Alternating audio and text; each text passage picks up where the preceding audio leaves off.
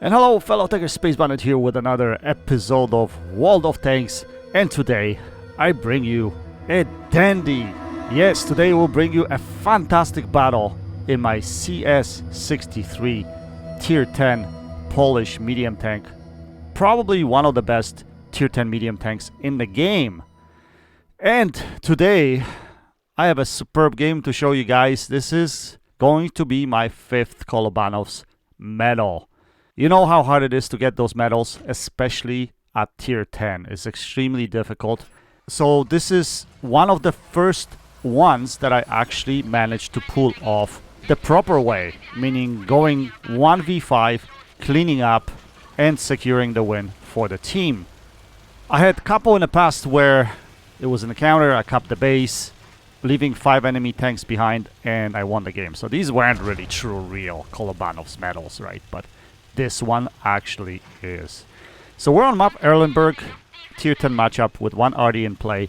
And I don't know, I covered map Erlenberg in the past, and for whatever reason, greenies always like going into position D9 to brawl it out. But, you know, usually they all dwindle and die because the opposition usually sends all of their tanks up D9 and 0 line. So I do not understand this play, but I already knew that all of these guys in the northeast are probably going to die. So I decided to push this side really hard and see what's coming up here. At least, you know, get the vision out for my team, try to figure out who could be potentially coming from this side and whether any reds are actually coming on this side of the map. So you can see me over here playing more of a scout role.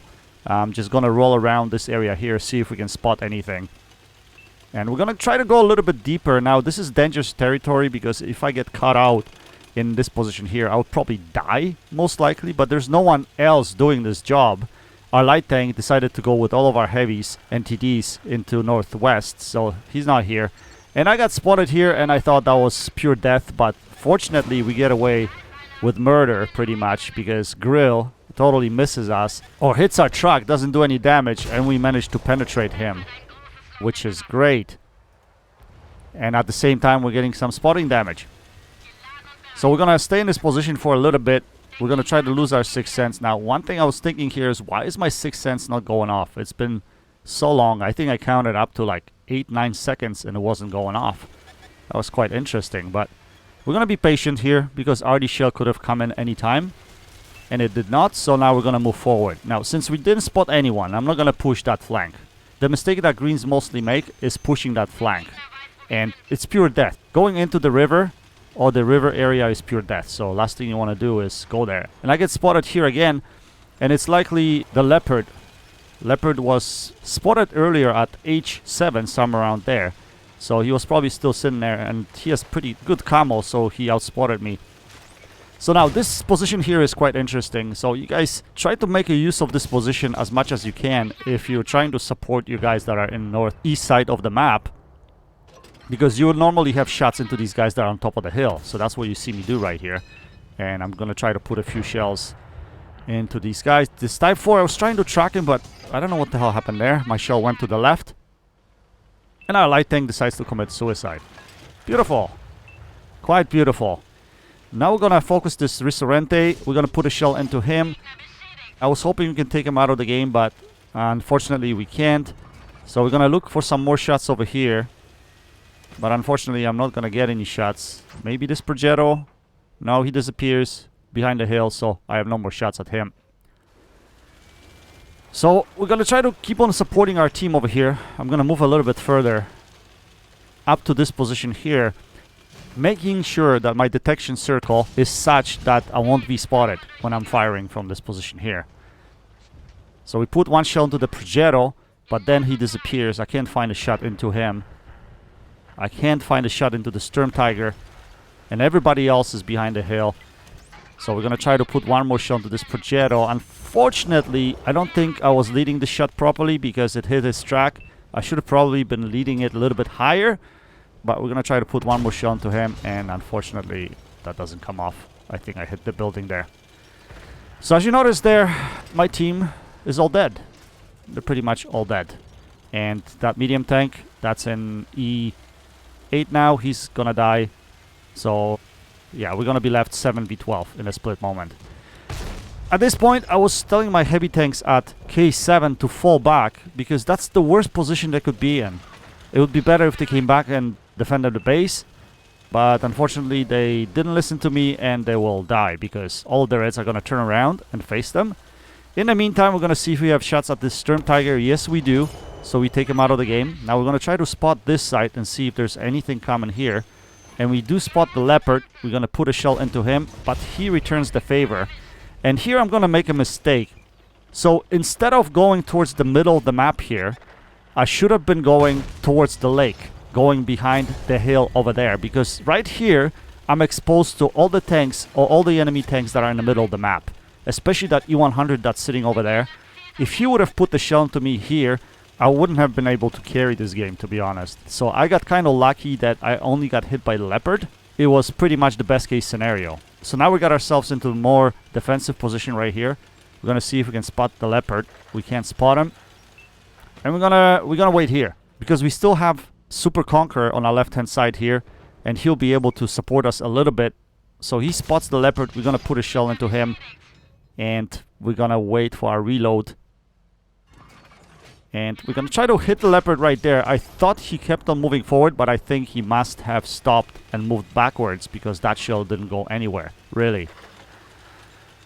Okay, so what do we do now? I think I'm in a good defensive position right now. I was thinking about switching my position, get a little bit of a higher ground so I can support my medium tank over there. But I decided that this Super Conqueror is the most important for me right now, because he's got a lot of HP at the moment. And if I can protect him, 2 guns is not 1, definitely, right? We spot the light tank, so we're going to put a shell into him right there. And we're going to try to fire another shot into him, but our Artie does the job. Beautiful shot right there, because if Artie didn't kill the light tank, it could have been a totally different situation. So this is the time where I decided to relocate. Trying to get shots into this E100. He's a 2-shot. We put 1 shell into him. We're going to try to take him out of the game. I'm just hoping that he's going to present that angle to me. And he didn't pay attention where I was shooting from. So luckily, he stayed in the same position. He didn't change his angle, so we were able to put the shell in through his drive wheel.